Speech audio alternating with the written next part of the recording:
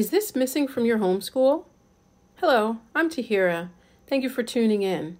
Today I want to bring up a topic that some of you may have thought about and some of you may not have. During homeschooling journeys, preparing well-rounded children is paramount.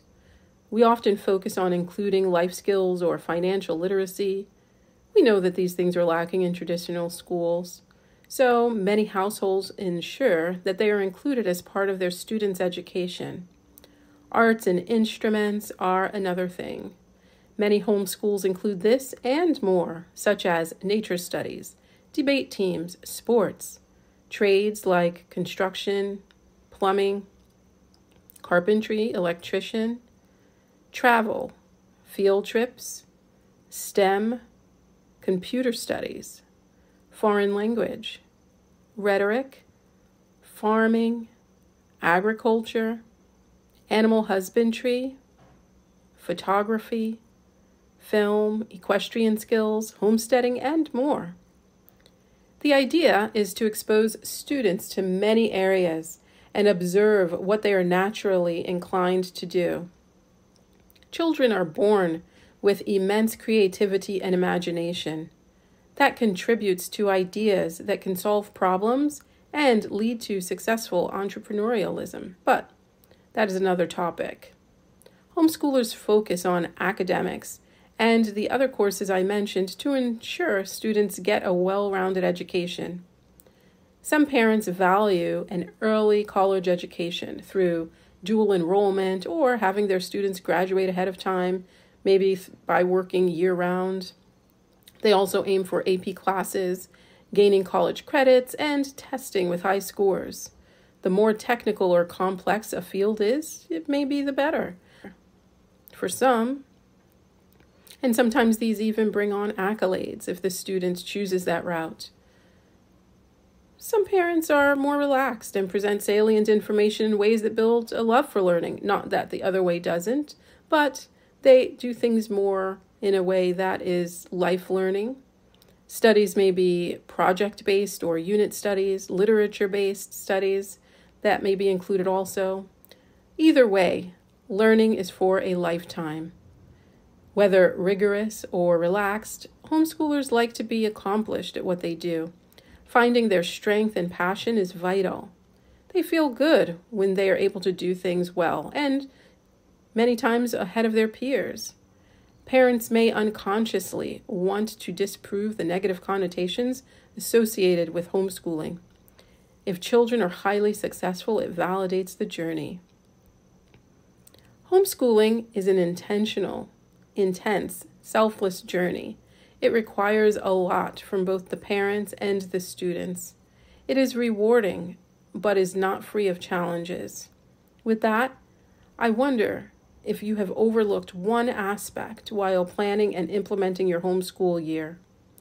With all the focus on academics, the arts, nature, technology, and other alternative classes to ensure your child's development, may you have missed adding this one thing to your homeschool?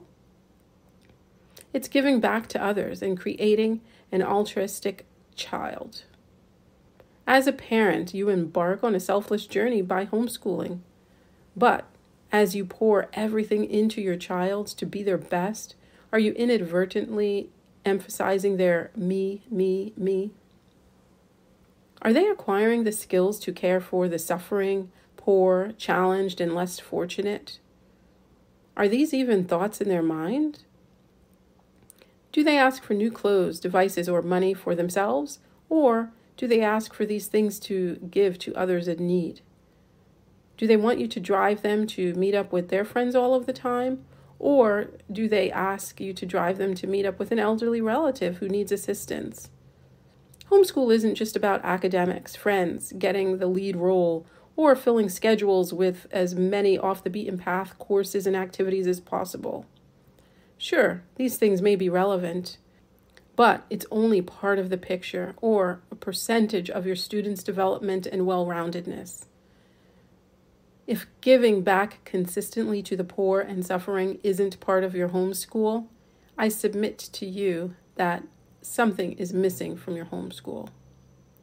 Look beyond volunteering just for the sake of volunteering. Help your children find something, a group, or a cause that they are passionate about, and seek opportunities to contribute and make a difference. Many people automatically think poor and suffering equals foreign countries and missions trips. That couldn't be more false. Missions trips are good, but they can be a temporary fix for the recipient while fully gratifying the volunteer with a sense of doing their part by checking off the "I helped the poor" box for 1 week of their life. Now, I'm not saying that missions trips are bad. No, they can be very, very beneficial. But just making sure that the focus is in the right area. I remember going on a missions trip to Colombia. We received weeks of training about what to expect and how to make a difference in these individuals' lives with our packed agenda to present the Savior. We had good intentions and thought we were doing God's work, but was it really? We stayed in fancy hotels with full meals included, ate at pricey restaurants for dinner that those we witnessed to couldn't afford.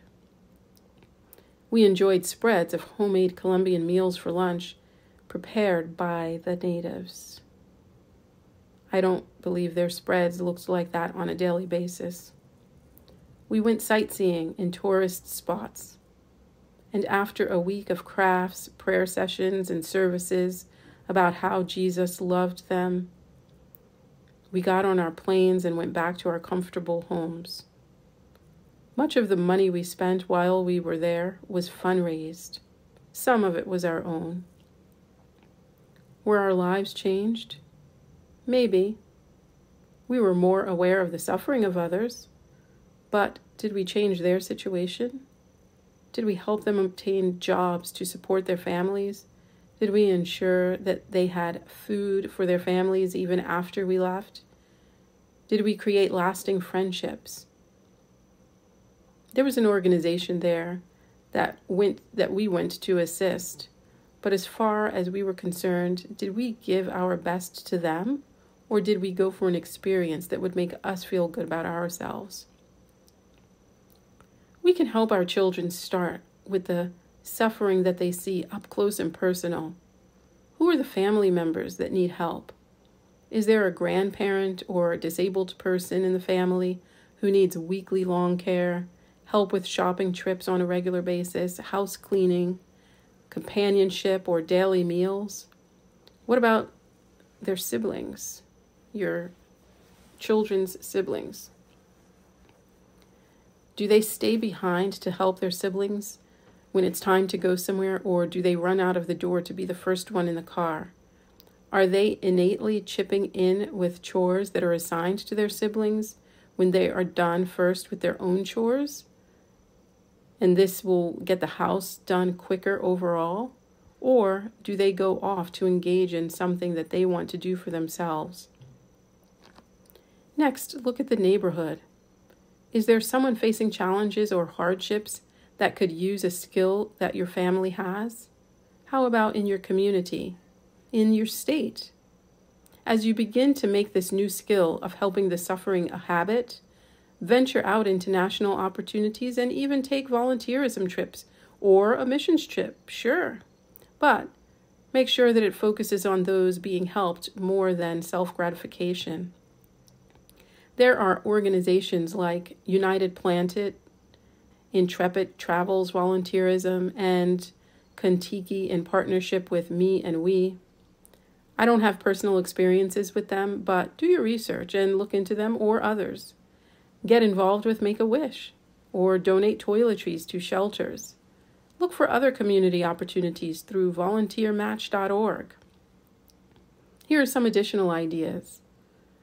The Good Newsletter has daily positive stories that can be shared on social media to uplift others in a world that is filled with negativity. Or find untold stories of pioneers and historic leaders that are never highlighted in textbooks and share them in whatever ways you choose. Partner with local farms to volunteer a helping hand in exchange for maybe 1 to 5 care boxes per week that can go to local families struggling with groceries. Volunteer on a fire squad or EMT. Partner with a restaurant or organization to set up a collection jar that can go to a different suffering family each month. Search for organizations like Habitat for Humanity, where you can get involved with projects that help families in need. Senior centers or organizations like Elder Helpers have opportunities to work closely with the elderly. Organize a community cleanup effort with ongoing dates that involve those who actually live in the community. Donate workwear to Dress for Success programs. Find orphans, widows, the isolated, and lonely to develop programs that meet their specific needs.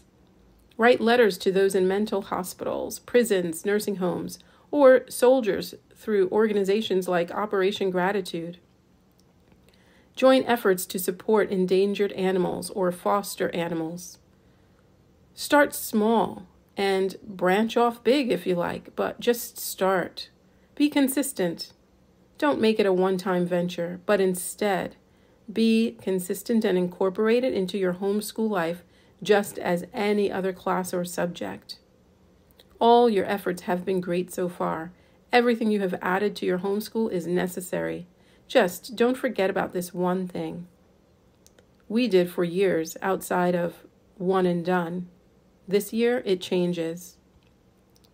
Thank you for taking the time to watch this video. In the comments, please share where you are in this area. Have you been doing this all along? If so, what do you and your family do? Were you missing it and now you see it's something important to add? Do you have ideas of what you may start with? Let me know. Have a great day.